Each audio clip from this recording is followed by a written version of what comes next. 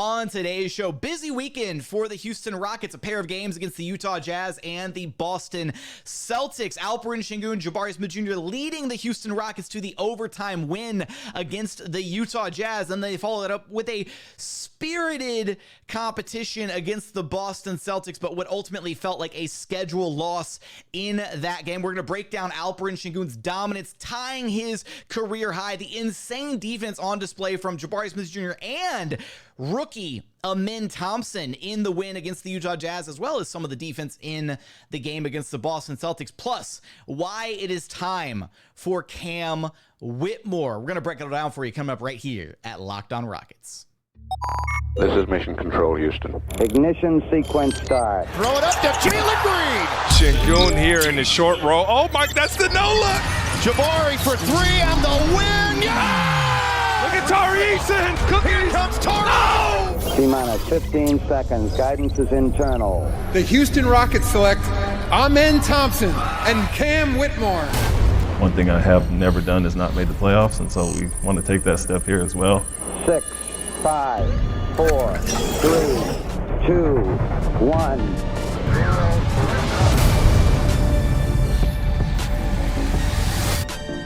What's up, and welcome to another edition of Locked On Rockets, your daily podcast home for everything Houston Rockets basketball. As always, I'm your host, Jackson Gatlin, native Houstonian, a credentialed media member. I'm also the host of Locked On NBA Mondays. Be sure to follow along on Twitter at JT Gatlin, and the show, of course, at Locked On Rockets, free and available wherever you listen to your podcasts, including YouTube. Now, today's episode is brought to you by LinkedIn. LinkedIn Jobs helps you find the qualified candidates that you want to talk to faster. Post your job for free at linkedin.com/LockedOnNBA. That's linkedin.com/LockedOnNBA to post your job for free.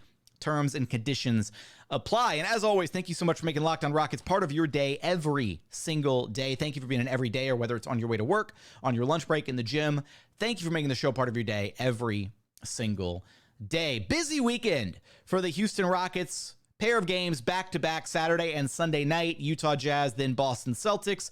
They survive and take the overtime dub, spearheaded and led by Alperen Sengun and Jabari Smith Jr. on Saturday night, 127-126 against the surging Utah Jazz. Very impressive win, if I do say so myself. And then they follow that up with a spirited game against the Boston Celtics, down a couple starters. No Fred VanVleet, no Jabari Smith Jr. Jabari hurting his ankle late in that game against the Utah Jazz. No timetable on his recovery progress. However, no boot, no crutches, which is always a very good sign for ankle injuries. So no Fred, no Jabari in that game. Still no Tari, Eason, and then no Jeff Green against the Celtics. So down 4 key rotation pieces against the Celtics. It's hard to tell if the Rockets actually played a good game or if it was more just the Celtics kind of toying with their food a little bit in that one. So I want to spend most of this episode focused on the Utah Jazz game. However, I may ping pong back and forth and may share some thoughts from that Celtics game. A lot to navigate in today's episode. We'll talk about Alperen Sengun, his arguably one of the best games of his career against a very good Utah Jazz team. Jabari Smith Jr. and Amen Thompson with some absolutely otherworldly defense over these past couple of games, and why it's time to talk about Cam Whitmore and why the Rockets need to make the pivot to Cam Whitmore sooner rather than later. So let's start with this overtime frame, shall we? Because the Rockets were, this was one of those games against the Jazz that was just fun. It was like a fun back and forth basketball game. The Rockets went up by as many as 17 in this game, but the reason the Jazz are so good this year is they have a roster that is arguably, 10 to 12 players deep with very high quality NBA players, to where they are essentially running out like 2 different kind of starting lineups. Their bench unit is good enough to be a starting lineup in today's NBA.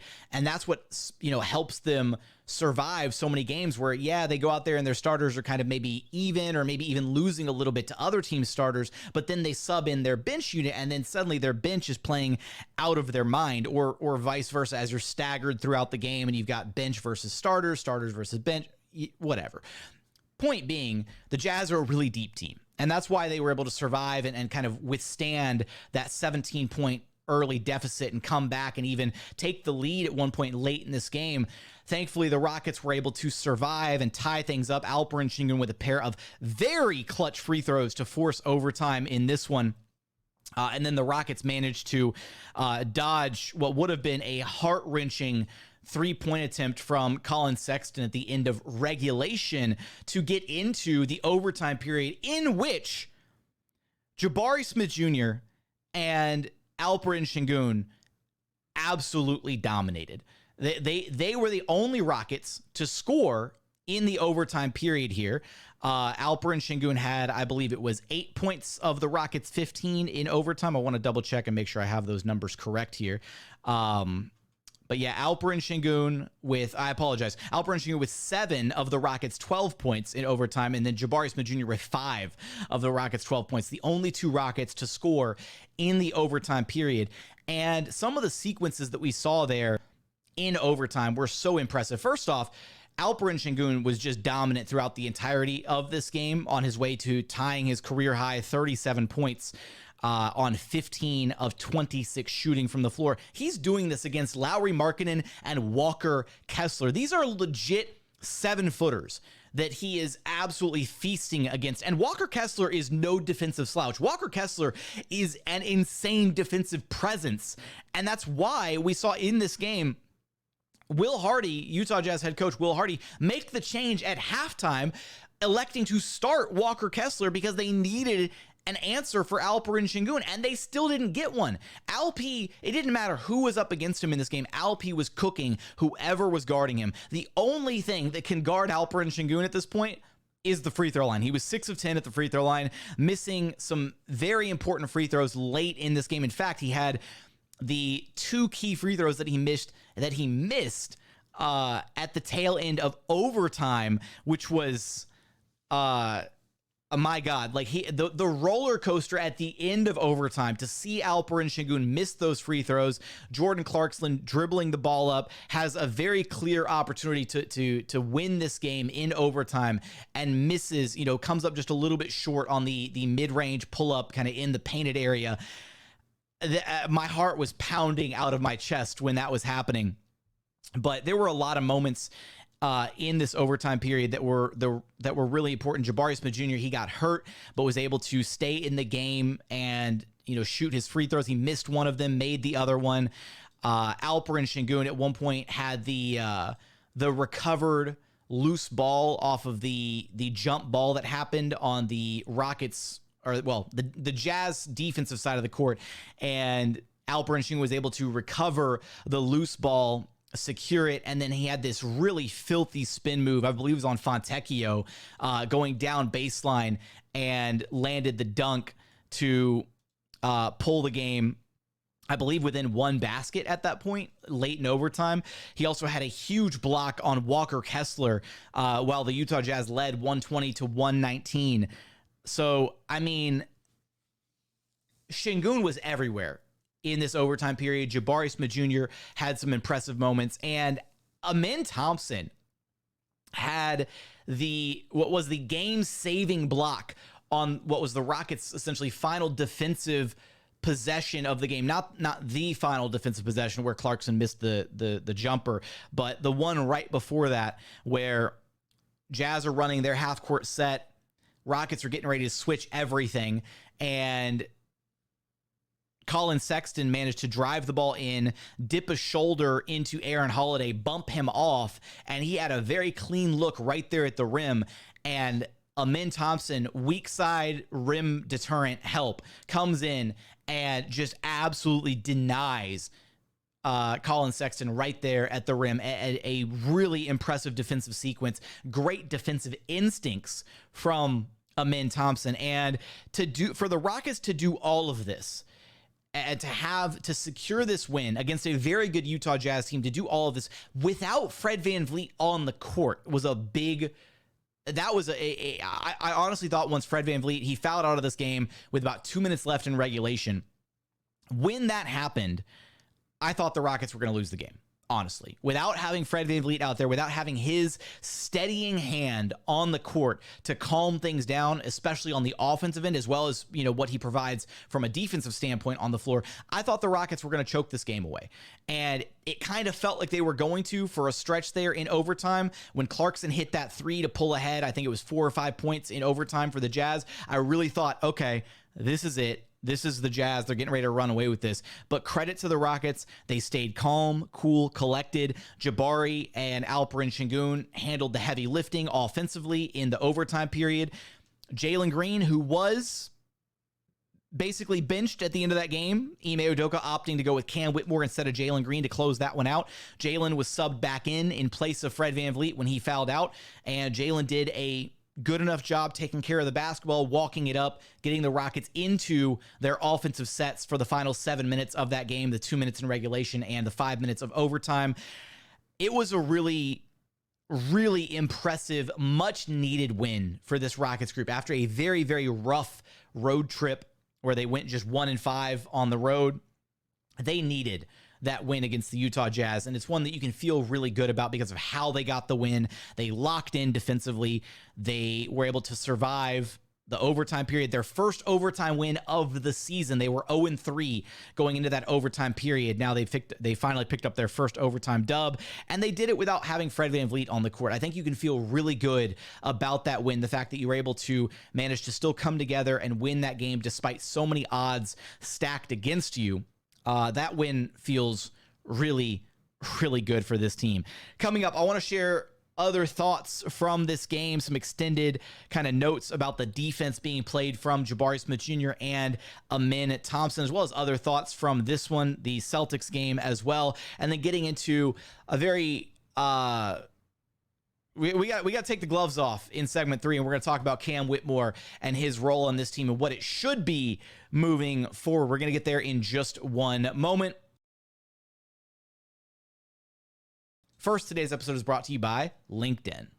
At the start of the new year, every small business owner is asking themselves the same question. What's the one move that you can make that'll take your business to the next level in 2024? LinkedIn Jobs knows that your success all depends on the team you surround yourself with. That's why LinkedIn Jobs has created the tools to help you find the right professionals for your team faster and for free. LinkedIn isn't just another job board. LinkedIn has a vast network of more than 1 billion professionals, which makes it the best place to hire. Hiring is easy when you have that many quality candidates to choose from. So easy, in fact, that 86% of small businesses get a qualified candidate within 24 hours. That's why small businesses rate LinkedIn Jobs #1 in delivering quality hires versus leading competitors. LinkedIn also knows that small businesses are wearing so many different hats and might not have the time or resources to hire. Thankfully, with LinkedIn, the process is intuitive, quick, and so easy. Post your job for free at linkedin.com/lockedonnba. That's linkedin.com/lockedonnba to post your job for free. Terms and conditions apply.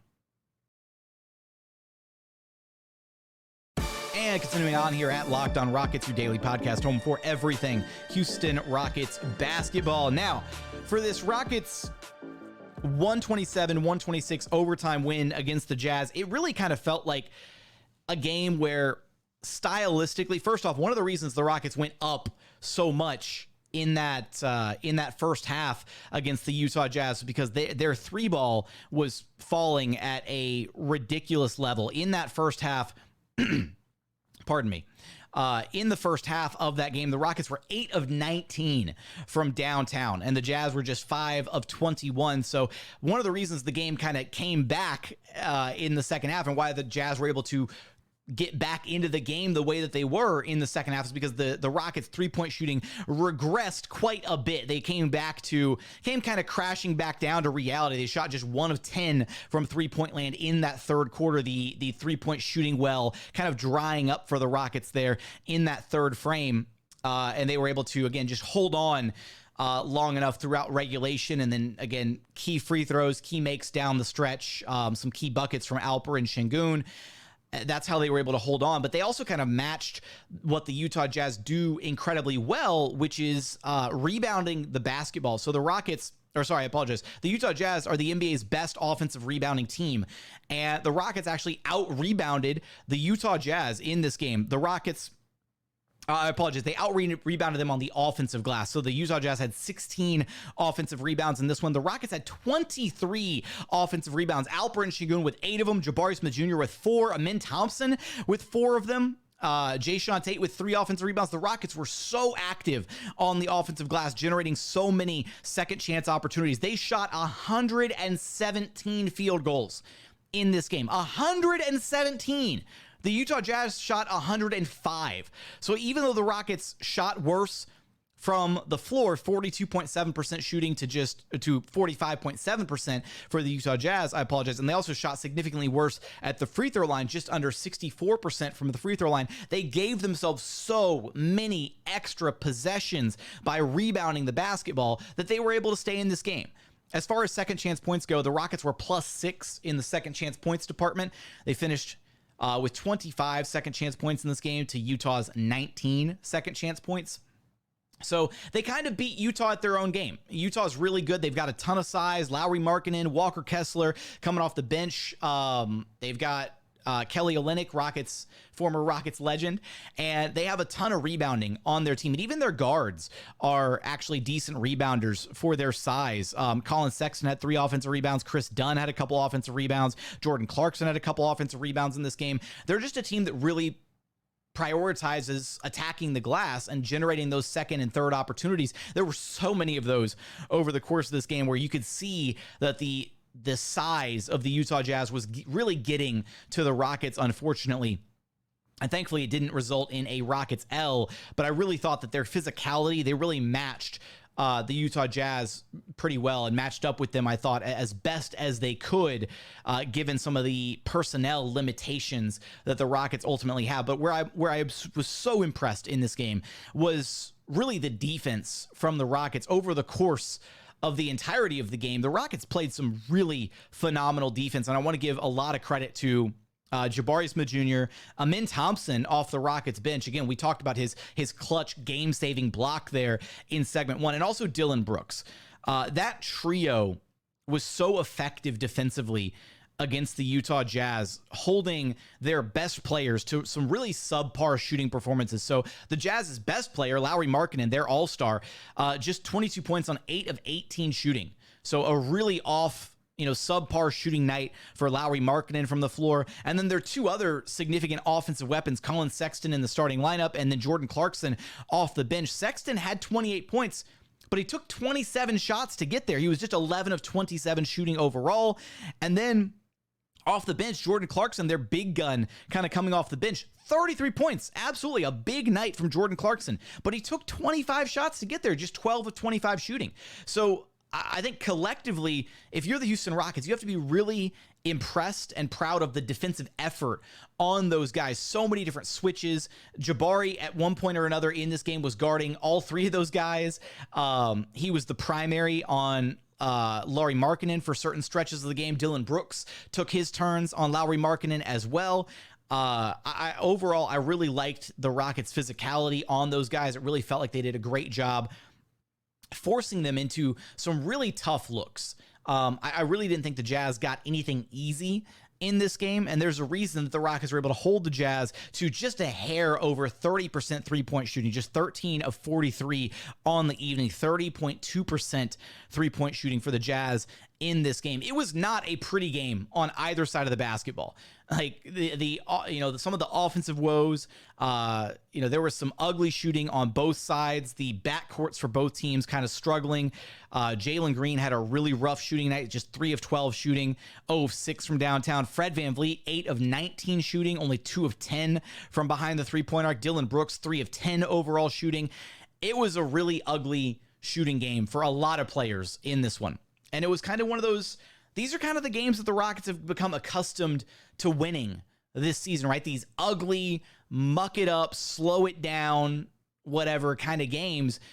And that's the style that this Rockets team has become accustomed to playing, and they like playing that way. They like when these games become these slow it down, slog it out kind of ugly affairs, because that's where the Rockets actually have an advantage, right? When they're able to walk the ball up and get into their half-court offensive sets. We know that they want to play faster and that they want to be able to get out and transition occasionally and run and gun that way, but they're also a team that's a lot more effective in the half-court offensively than they are in transition. And a big part of that's because their best player, Alperen Sengun, is a half-court player. He's a guy that thrives when he's able to get set up in the half-court and really go to work and attack a defense. And then on the on the opposite side of the ball, defensively, this is a Rockets team that is a lot better when they're able to force half-court offensive possessions from the opposing team.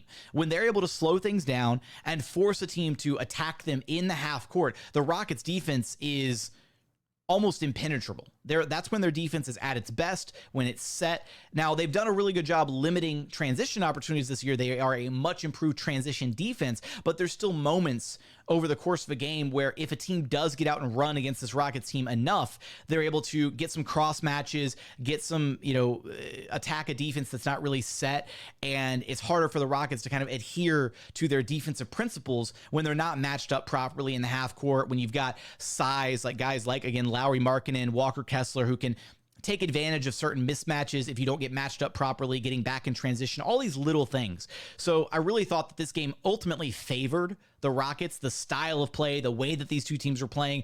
The Jazz kind of played directly into the Rockets' hands in how they would like to play these games moving forward. So and one of the other areas for the Houston Rockets that was so impressive in this game, Cam Whitmore off the bench. 17 points on 6 of 13 shooting. He was 4 of 6 from downtown. He had 5 boards. He had an assist. He had a couple blocks in this game. Cam Whitmore was sensational off the Houston Rockets bench. And coming up, we're going to talk about why it's time for the Houston Rockets to dedicate more reps to Cam Whitmore and who those reps have to come away from in order to be able to do that. We're going to have a hard conversation here in just a moment. We're going to get there. But first, today's episode is brought to you by BetterHelp.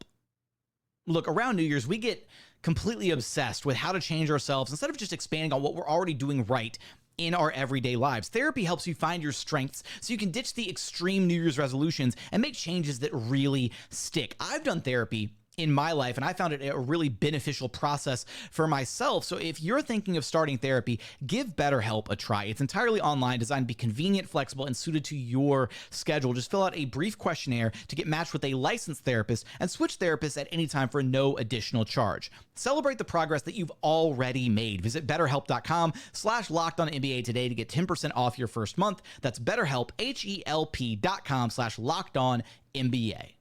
Today's episode is also brought to you by FanDuel. The NFL postseason is underway, but there's still time to get in on the action with FanDuel, America's #1 sportsbook, because right now new customers get $150 in bonus bets guaranteed when you place just a $5 bet. That's $150 in bonus bets, win or lose, and all you have to do is wager $5. It's that simple. The app is so easy to use, and there's so many different ways to bet, like live same-game parlays. Find bets in the new Explore tab. Make a parlay in the Parlay Hub, the best way to find popular parlays, and so much more. Go throw some money down on who you think could win the Super Bowl this year. Visit FanDuel.com/LockedOn to get started and get in on the NFL postseason action. Again, that's FanDuel.com/LockedOn. FanDuel, official partner of the NFL. And final segment here at Locked On Rockets, your daily podcast home for everything Houston Rockets basketball. Before I get into our incredibly hard conversation here in segment 3, I wanted to spend just another moment on Amen Thompson and his defense, because even though the Rockets lost the game against the Boston Celtics 116-107, I know we've been focusing mostly on the win in overtime against the Utah Jazz. Amen's defense was sensational in both games. He got his first career start against the Boston Celtics in the absence of Fred VanVleet. And in that start, he posted 15 points, career high, 14 rebounds, career high, 5 assists, 1 steal, only 2 turnovers, 5 of 10 shooting, and 5 of 6 from the free throw line. It was an incredible performance from Amen Thompson. What you're seeing from him is an ability to manipulate and impact the game despite the fact that he still doesn't have an outside shot. And that's the main thing for him is not being content to just sit at the 3-point line and let a team ignore you and be a non-factor offensively. And that happens far too often with guys who can't shoot the basketball. And what we're seeing from Amen, though, is he is being active on the offensive glass. He had a handful of offensive rebounds against the Jazz. He had 3 offensive rebounds against the Celtics. He is incredibly active on the glass. He's scrapping after loose balls, all that kind of stuff. And he's still able to find a way to be effective in the pick and roll with Alperen Sengun. There were moments in that Celtics game where Amen Thompson would drive and get downhill and collapse the defense and just pitch it back to Alperen Sengun, who was right there just inside the free throw line, able to do his little shot put that he's got in his bag, which is basically an automatic bucket at this point in Alp's career, it feels like. And even Alperen Sengun was able to find Amen Thompson under the basket. Amen would drive, pitch it to Alp. Defense would suddenly then, adjust, and 2 defenders would collapse on Alp. And then Alp had that insane behind the back pass to Amen Thompson. Like, there's a creativity and a connection between those two already, because they're both such high-level passers. They process the game at such a high level that they're reading the game at the same speed as one another, to where Amen makes these snap, quick-second decisions about how to pass the basketball the same way that Alperen Sengun does. So as those two guys get more reps with each other on the floor, ultimately, one of them is going to have to develop a shot long term, because you have to be complementary. Your two pieces can't be, like oil and water, where they just don't mix together. And I do think having 2 non-shooters on the floor is a recipe for disaster down the line. But at least we're seeing some moments. We're seeing some promising moments between those two guys, and that's some really encouraging stuff. So a lot of impressive play from Amen Thompson. His defense has been on another level. Did a really great job. The Rockets, with Amen Thompson and Dillon Brooks, did a really solid job against Jaylen Brown and Jason Tatum in this game against the Celtics. Tatum just 4 of 17 shooting. Jaylen Brown 6 of 14 shooting. It was all the other guys that they did a really terrible job of containing. Porzingis had 32 points on 11 of 21 shooting. Derek White had 21 points on 9 of 19 shooting. And then just a variety of different guys off the bench. Peyton Pritchard hit 3 threes for 9 points off the bench. They gave up some buckets to O'Shea Brissett. Luke Cornett had some buckets. Like, it was just, the Rockets did a really bad job, against guys not named Tatum and Brown in that Celtics loss. So, all right. Here we are. Because we're at a point where we're actually a little over halfway through this season. And I think that by all metrics, by eye test, advanced stats, whatever you want to look at, Jaylen Green has underperformed this season. That's not an opinion. That's not a take. That's just facts. His numbers are currently worse than they were in his rookie year, percentage-wise. In fact, I'll actually get the numbers up, because I feel like that's a fair point to share in this conversation. Currently, Jaylen Green is shooting under 40% from the floor. He is shooting 32% from the 3-point line. His true shooting percentage is just under, I believe, 52% now. His scoring totals are down across the board. His numbers are down. He doesn't look like he's comfortable out there right now, and it's tough. It's a tough position to be in. He is effectively the third option, offensively, behind Alperen Sengun and Fred VanVleet on a nightly basis. And the Rockets have tried seemingly every which way to get Jalen Green going this season offensively. They've tried subbing him out early and letting him run the second unit, and that didn't look good. They then, after that experiment, they tried involving him more as a primary ball handler amongst the starters and getting him more reps with Alperen Sengun to the point where we saw, games where the Rockets would start, and it was very clear and very apparent in the first quarter, they would run like the first 3, 4, 5 plays of the game specifically for Jalen Green to try to get him going. Or if he couldn't get it going early in the game, then they would replicate and do that same exact thing later in the game in the third quarter. They'd come back from halftime and they would spend the first 3, 4, 5 possessions in the third quarter trying to get Jalen Green going, because he's very much a rhythm player. Jalen is a guy who throughout his career, with the Ignite, first 2 years with the Rockets, he always had the ball in his hands, right? He had plenty of opportunities to kind of, get himself out of a funk or get himself going. And the stakes were pretty low for the first 2 years of his career, right? The Rockets weren't playing meaningful basketball games. They were intentionally losing. They were bottoming out. They were tanking. And so you were afforded the runway to just let Jalen kind of go out there and shoot. And some games he was able to, start off a little rocky and then find himself over the course of a game, and it kind of worked. But the inconsistencies were still there on a game-by-game basis, and the inconsistencies have gotten even worse this season, to where, he had a stretch there where he was shooting the ball slightly better from three-point land. He had like a little 8 to 10 game stretch there, but that was kind of a blip, right? Like it's at a point where Jalen has shown improvement. He's improved as a defender. He has improved as a playmaker. It's not that he hasn't grown in other areas of the game, but he has actively regressed in the number one area where he needs to be a consistent force, which is his scoring. That's what he was drafted to do. He was drafted to be a scorer. And right now he's not doing that. He's not knocking down wide open shots that he's getting. He is struggling to get himself going offensively. And he is actively holding back the Rocket starters from this team being the best version of itself. That's kind of where we're at. If you cannot look at the Rockets starting 5 lineup and objectively say that Jalen Green has been the weakest link amongst the 5 starters this season, then I don't know what to tell you, because that's just the facts. That's what it's been this year.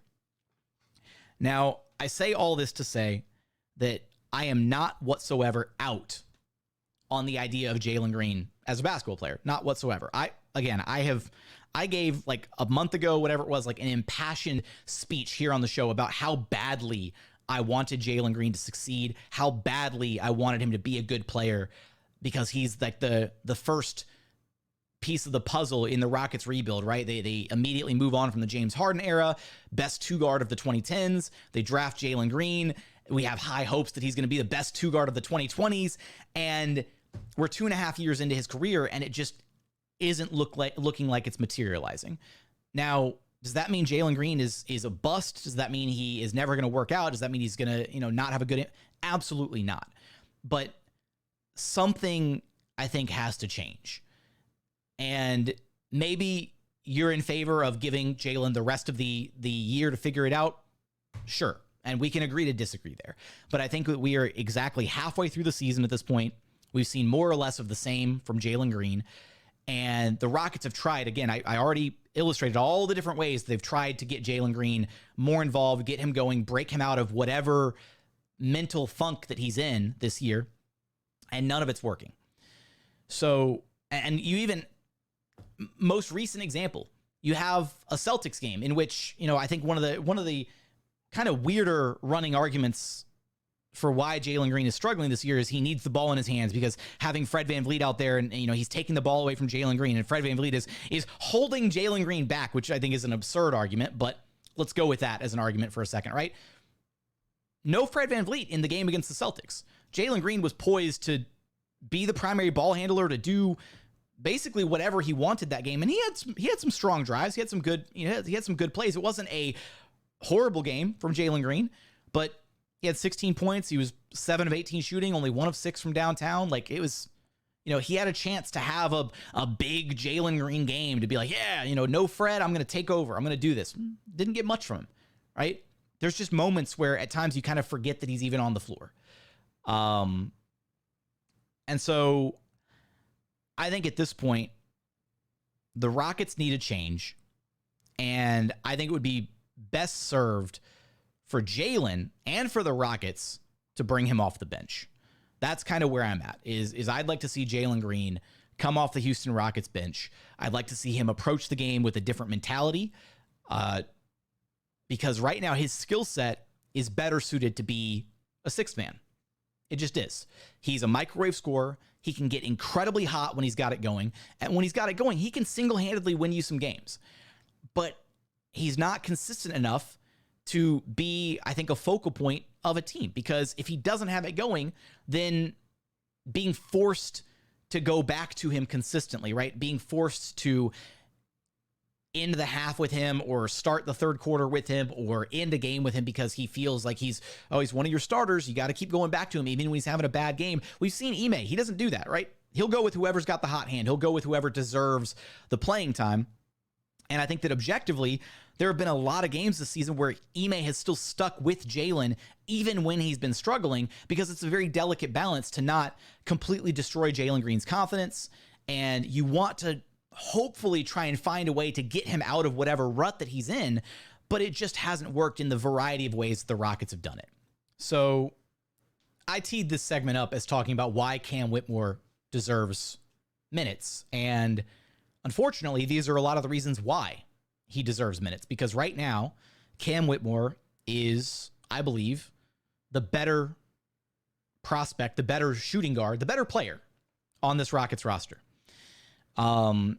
He's the better shooter. He is flat out just a better scorer at this point. It feels like it. He's better shooting off the catch.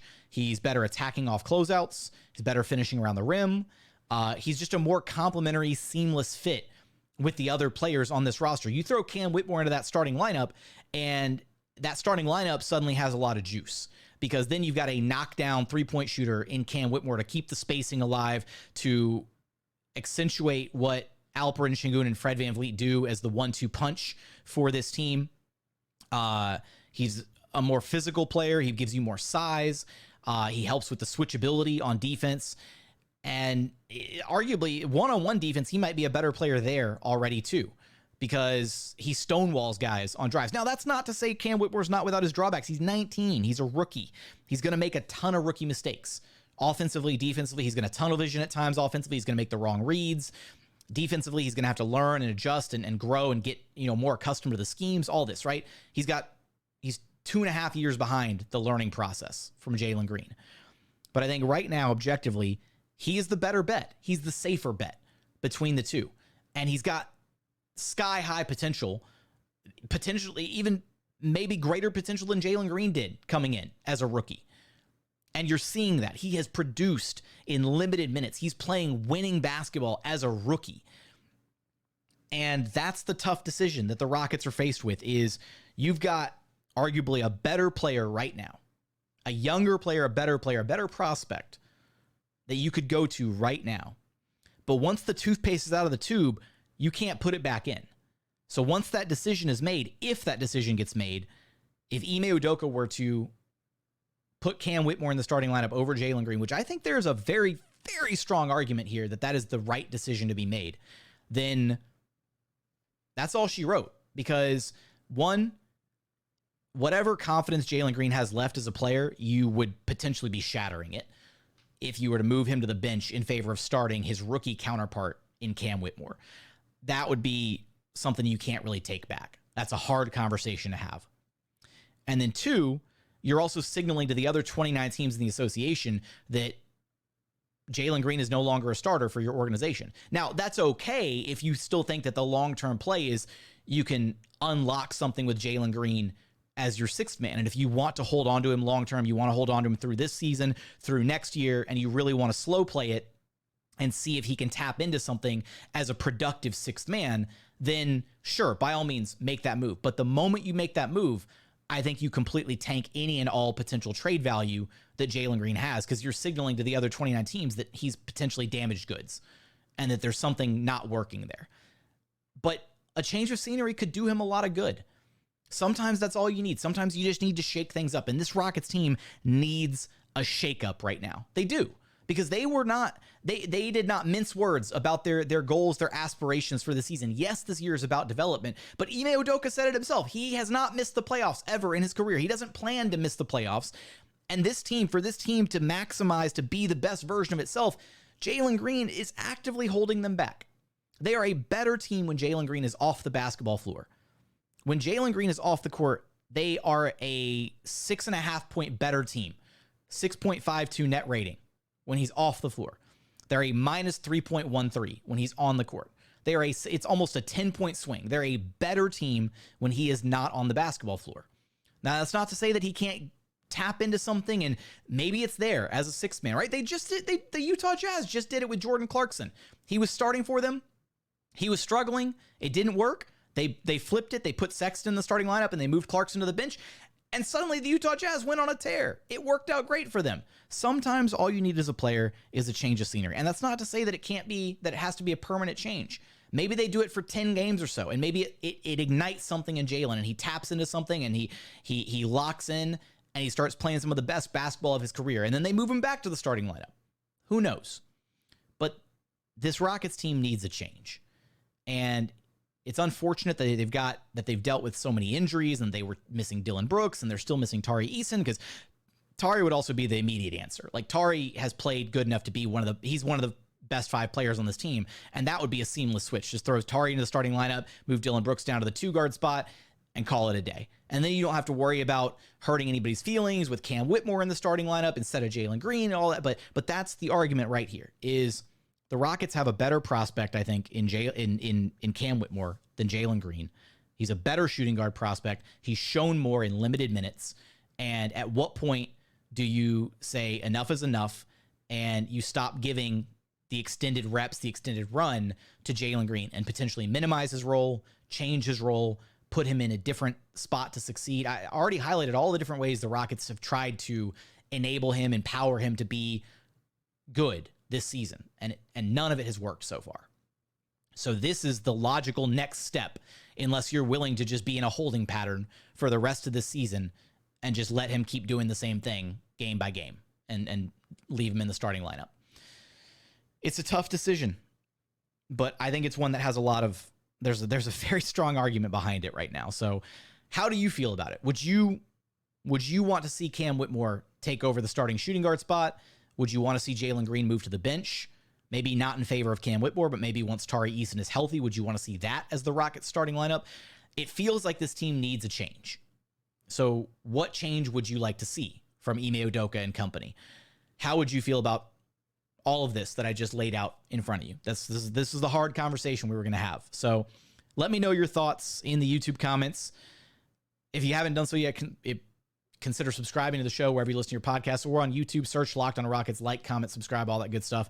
Give me your thoughts, because this is like the storyline this season, is what's been going on with Jalen Green. And whatever resolution the Rockets come to here, whether it's staying the course, whether it's benching him, whether it's trading him, it's going to be a storyline until there's a resolution, until something concrete is done.